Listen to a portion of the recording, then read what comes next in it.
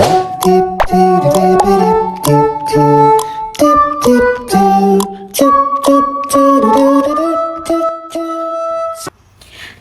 semuanya, perkenalkan saya Fadilatul Afifah dari Angkatan 2024 kelas Indralaya.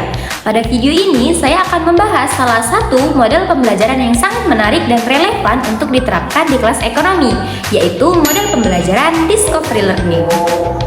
Discovery Learning adalah model pembelajaran yang menempatkan peserta didik sebagai subjek aktif dalam proses belajar.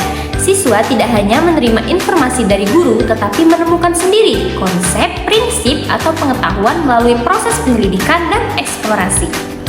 Model ini pertama kali diperkenalkan oleh Jerome S. Bruner pada tahun 1961. Bruner berpendapat bahwa belajar akan lebih bermakna apabila peserta didik menemukan pengetahuan melalui pengalaman langsung, bukan hanya mendengar atau membaca penjelasan guru. Dalam konteks pembelajaran ekonomi, Discovery Learning membantu siswa memahami konsep-konsep ekonomi yang abstrak seperti permintaan, penawaran, inflasi, dan pasar. Dengan mengamati fenomena nyata di sekitar mereka, misalnya siswa dapat menganalisis mengapa harga cabai naik di musim hujan atau bagaimana perilaku konsumen berubah ketika harga barang-barang meningkat. Discovery Learning memiliki 6 tahapan utama dalam pelaksanaannya di kelas. Mari kita bahas satu persatu beserta contohnya dalam pembelajaran ekonomi. Yang pertama, stimulation atau pemberian rangsangan. Guru memberikan rangsangan berupa pertanyaan, gambar, berita, ataupun video pendek yang menimbulkan rasa ingin tahu siswa. Misalnya, guru menampilkan berita tentang kenaikan harga BBM, lalu bertanya, mengapa kenaikan harga BBM bisa mempengaruhi harga kebutuhan lain? Pertanyaan ini memancing siswa untuk berpikir kritis terhadap konsep inflasi dan harga keseimbangan. Kemudian yang kedua, problem statement atau identifikasi masalah. Siswa diarahkan untuk mengidentifikasi masalah yang muncul dari stimulus tersebut dan merumuskan pertanyaan penelitian.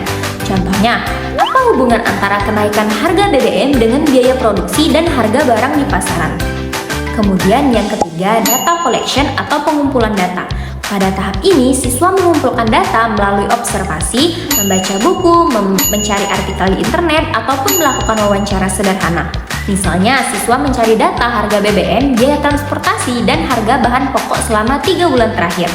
Yang keempat, data processing atau pengolahan data. Siswa menganalisis data yang telah diperoleh untuk mencari pola atau hubungan antar variabel. Misalnya, siswa membuat tabel atau grafik yang menunjukkan bagaimana kenaikan harga BBM mempengaruhi harga bahan pokok. Yang kelima, verification atau pembuktian. Siswa membandingkan hasil analisisnya dengan teori ekonomi yang berlaku. Mereka bisa menemukan bahwa sesuai hukum permintaan penawaran, ketika biaya produksi naik, harga jual juga akan meningkat. Yang keenam, penarikan kesimpulan. Tahapan terakhir ini adalah menarik kesimpulan umum berdasarkan hasil penemuan.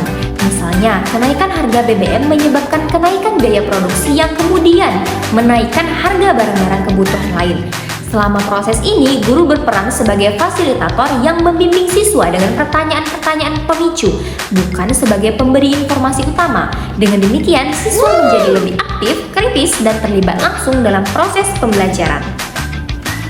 Mari kita lihat beberapa kelebihan dan kekurangan dari model pembelajaran Discovery Learning. Kelebihan Discovery Learning. Pertama, meningkatkan motivasi dan rasa ingin tahu siswa. Karena siswa menemukan sendiri konsepnya, mereka merasa lebih tertantang dan tertarik untuk belajar. Yang kedua, mengembangkan kemampuan berpikir kritis dan analitis. Siswa belajar mengamati, menganalisis, dan menarik kesimpulan logis dari data yang diperoleh. Kemudian nomor ketiga, menumbuhkan kemandirian belajar. Siswa terbiasa mencari informasi dari berbagai sumber, bukan hanya bergantung pada guru. Yang keempat, meningkatkan daya ingat.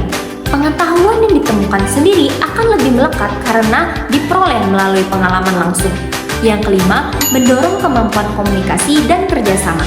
Seringkali siswa bekerja dalam kelompok untuk berdiskusi dan menemukan solusi. Kemudian kekurangan Discovery Learning. Yang pertama, membutuhkan waktu yang lebih lama.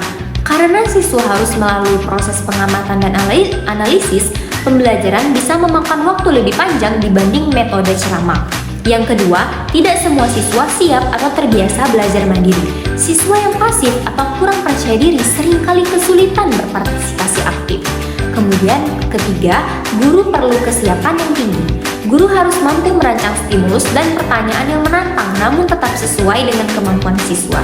Kemudian yang keempat, memerlukan sarana pendukung, misalnya akses internet, bahan bacaan, atau media visual agar proses eksplorasi berjalan aktif.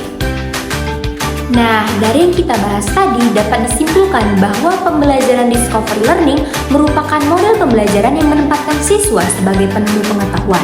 Dalam pembelajaran ekonomi, model ini membantu siswa memahami konsep-konsep abstrak melalui proses penemuan, analisis, dan pembuktian secara langsung. Model ini sangat cocok diterapkan pada kurikulum yang berorientasi pada pengembangan kemampuan berpikir kritis dan kreatif, seperti kurikulum Merdeka.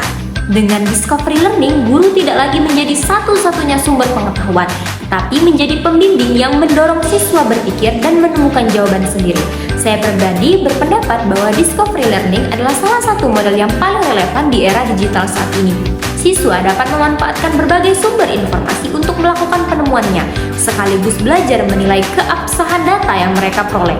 Hal ini sejalan dengan tujuan pendidikan abad ke-21, melahirkan generasi yang berpikir kritis, kreatif, kolaboratif, dan komunikatif. Terima kasih telah menyimak video penjelasan ini.